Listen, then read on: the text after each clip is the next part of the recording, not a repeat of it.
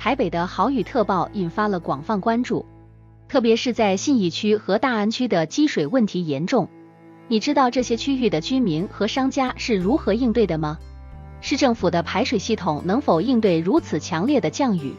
如果你在台北，你会采取什么措施保护自己和财产？今天关键词豪雨特报冲上了台湾热搜榜，让我们探讨为什么这个词会成为台湾热门内容。